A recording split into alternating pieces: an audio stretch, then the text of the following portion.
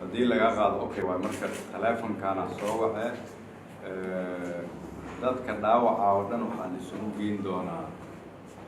caawa ilaa beri aroortii Digfaar. Ra'iisul Wasaaraha Xukuumadda Federaalka Soomaaliya Mudane Xasan Cali Khayre ayaa booqday xarunta gurmadka degdega oo ay ka socoto isku dabaridka howlaha lagu gurmanayo dadkii waxyeeladu ka soo gaartay weerarkii argagixisay ee ka dhacay magaalada Muqdisho. suubiya qaabka ay shaqada u socotay iyo xogaha ay helayaan ee ku saabsan weerarkii nabadiidku ku xasuuqeen shacabkeena aan waxba galabsan balse ay dhibayso noloshoodu. xarunta gurmadka degdega ayaa waxaa si habsami leh uga soconaya dadaalada gurmadka dhaawacyada iyadoo dhaawacyada xaaladoodu ay aadka u daran tahay loo diyaariyay daryeel dalka dibadiisa si loo badbaadiyo. dadkii ay saameysay dhibaatada iyo kuwa doonaya inay qayb ka noqdaan howlaha gurmadka ayaa xarunta si joogto ah ugu soo wacaya kuwaasi oo dhammaan soo gudbinaya xaalado kala duwan waxaana taleefanada uga jawaabaya oo halkaas ku sugan dhalinyaro isxilqaamay. haddii laga qaado okay waa marka taleefonkana soo waxee dadka dhaawaca oo dhan waxaan isugu geyn doonaa caawa ilaa beri aroortii Digfaar. inta aan Digfaar wax looga qaban karin dibadda loo qaadi doonaa waa u soo dadceynaa walaasha Musalan adiga iyo qoyskana Allah idin dhigara insha Allah.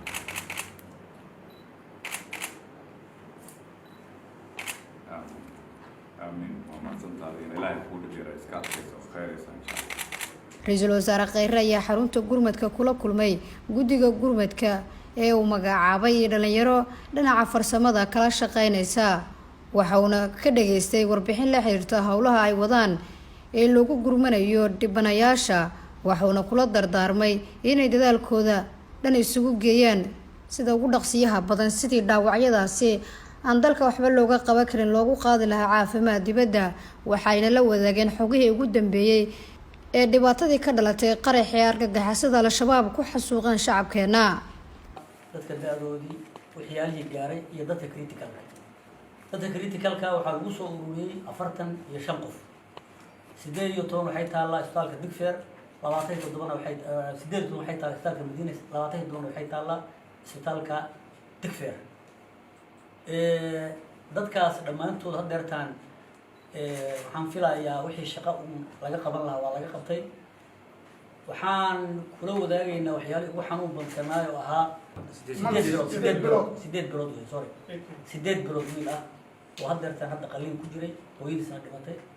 gabar iyaduna sidaas oo kale walaasheed isla socdeen walaasheedna dhimatay iyadana hadeertaan soo naaxday laakiin weyn walaasheedna dhimatay waxaa jira iyaduna oo aad u xanuun badnay dad ayadu qofkoodii aastay qofkii oo noolna laga helay isbitaalka Digfaar hadeertaan. marka waxyaalahaas waxyaalaha xanuunka badan la soo koranay ahayd dadkii hadda sida arkayso waa 45 qof oo xaalado kala duwan ku jira laakiin dhammaantood u baahan daryeel caafimaad u baahan. ka tiim ahaan waxaan tan iyo saakii waagu bariyay ilaa hadeertaan ku jirnay shaqadaas haddaan soo afjarnay hadda waxaa jira tiimkii ka socday immigrationka oo hadeertaan waxaa lagu sheegay inay joogaan isbitaalka Digfaar oo dadka ay sawirayeen isbitaalka Madiina baysan tagan wali 18 qof iyadoo meeshaas ku diyaarsan. si guud markaan kuu sheego dadka dhintay markaan kuu soo koobo waa 79 qof dadka dhaawacmay waa 148 qof dadka la seexiyay waa 132 qof caseska u baahan in la qaatana 45 qof bay noqdeen in la qaado dadka inta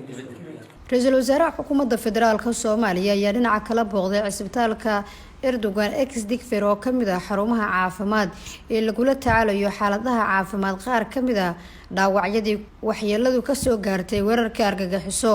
wuxuuna kula kulmay maamulka isbitaalka oo warbixin ka siiyay xaaladaha bukaanada la soo gaarsiiyay iyo sida dadka dhaawacyada